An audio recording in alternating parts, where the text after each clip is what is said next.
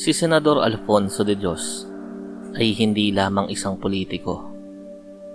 Siya ay isang institusyon ng katiwalian. Sa loob ng 3 dekada, sa kanyang serbisyo, 3 beses na siyang nakasuhan at nakulong dahil sa pandarambong sa kaban ng bayan. Ngunit sa bawat pagkakataon, tila laging may mahiwagang kamay na nagbubukas sa rehas ng kanyang selda. Lagi siyang nakakalaya. At sa huling paglaya niya, mas lalo siyang naging mapangahas.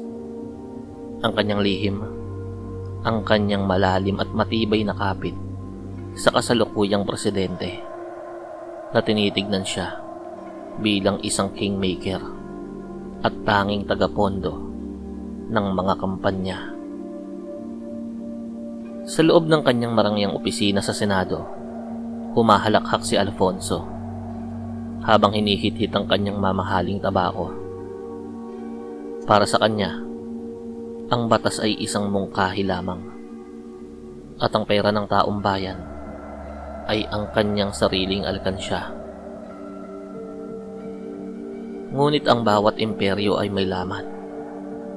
Ang gumawa ng lamat na yon ay si Roji, isang tahimik at masipag na encoder sa isang departamento ng Senado. Sa loob ng maraming taon, si Roji ang humahawak ng mga dokumento na nagpapatunay sa mga ghost project at kickbacks ni Alfonso.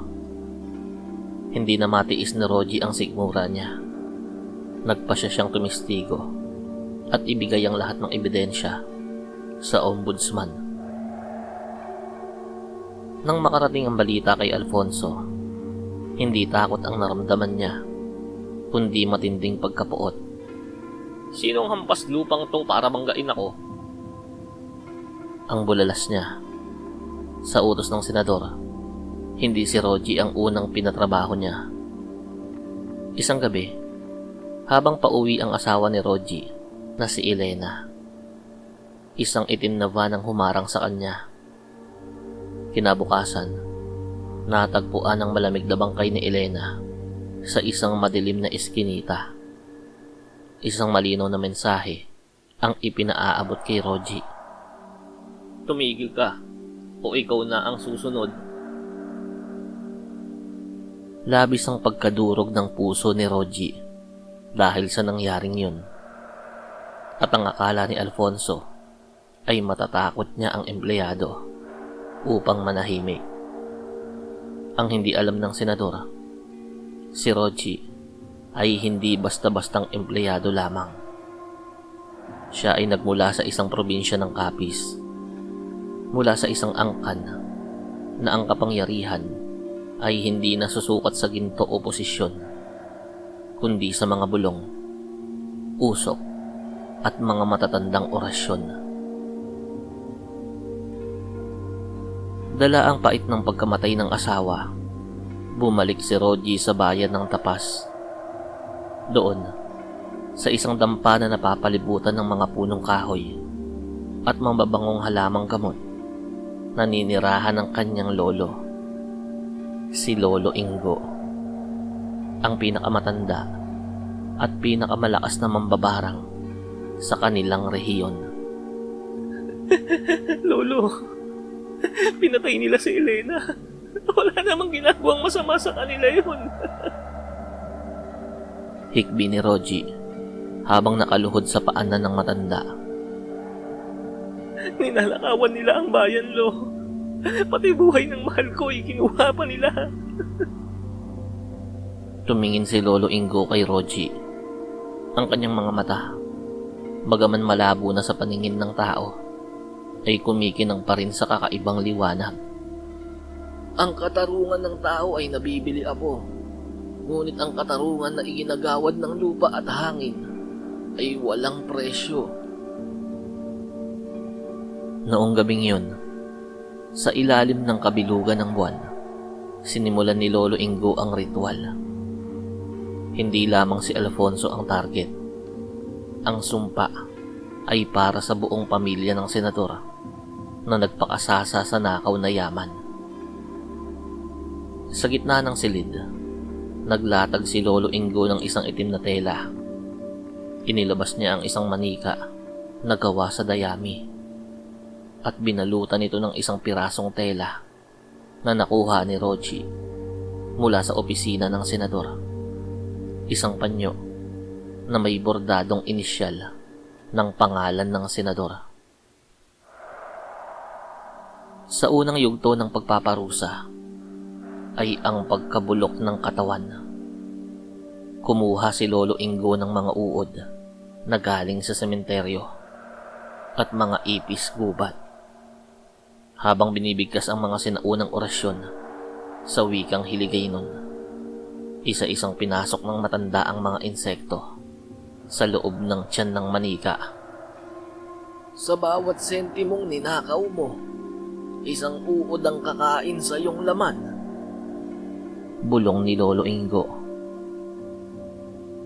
Sa Maynila, sa gitna ng isang marangyang dinner party, biglang napahawak si Alfonso sa kanyang tiyan. Naramdaman niya ang matinding hapde na tila ba may libo-libong karayom na tumutusok sa kanyang bituka. Sa harap ng kanyang bisita, nagsuka siya ng mga buhay na uod at itim na likido na amoy nabubulok na bangkay.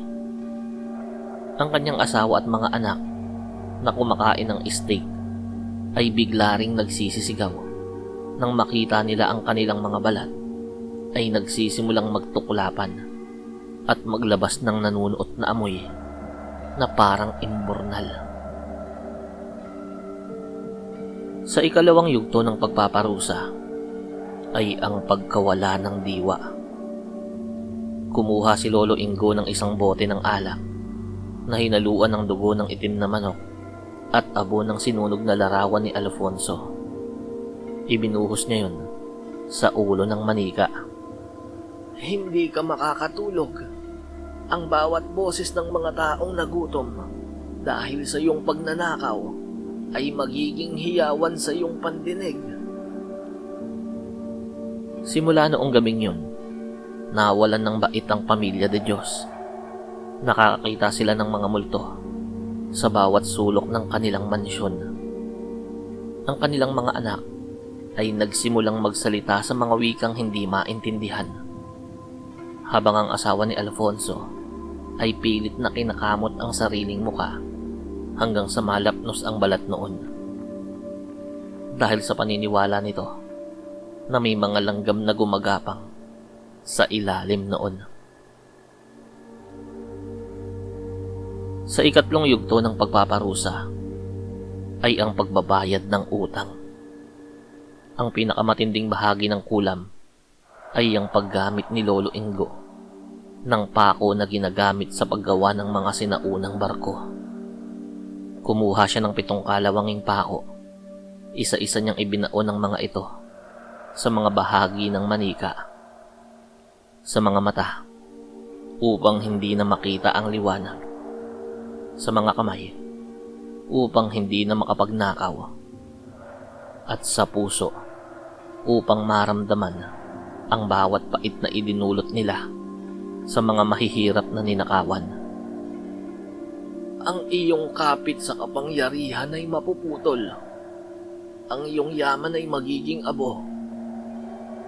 Deklarasyon ni Lolo Ingo. Hindi nagtagal, ang balita tungkol sa misteryosong sakit ng pamilya de Diyos ay kumalat sa buong bansa. Walang doktor sa pinakamahal na ospital ang makapagpaliwanag kung bakit ang kanilang mga laman ay unti-unting nalalanta habang buhay pa sila. Ang presidente naman, sa takot na mahawa o madamay sa malas, ay tuluyang tinalikuran si Alfonso. Binawi ang lahat ng kanyang security detail at mga assets. Isang gabi, natagpuan si Senador Alfonso sa gitna ng kalsada, malapit sa gusali ng Senado. Siya ay payat na. Ang balat ay kulay ube at puno ng mga bukol na pumuputok at naglalabas ng mga insekto. Siya ay namamalimos, ngunit walang lumalapit dahil sa tindi ng baho na dala niya. Ang kanyang pamilya ay nauna ng pumanaw sa paraang hindi pa rin maipaliwanag. Ang kanyang mga anak ay natagpo ang lunod sa sarili nilang suka sa loob ng kanilang saradong kwarto. Habang naghihingalo si Alfonso sa kalsada, isang anino ang tumayo sa kanyang harapan. Iminulat ng senador ang kanyang nanlalabong mga mata at nakita si Rogie. Walang galit sa mukha ni Rogie at tanging kapayapaan lamang. Ang kaban ng bayan ay hindi para sa iyo, Senador Alfonso, at ang buhay ng asawa ko ay hindi mo pag-aari. Sa huling hininga ni Alfonso, narinig niya ang isang mahinang bulong ng isang matandang boses mula sa malayo. Iyon ang boses ni Lolo Ingo na tinatapos na ang huling linya ng orasyon.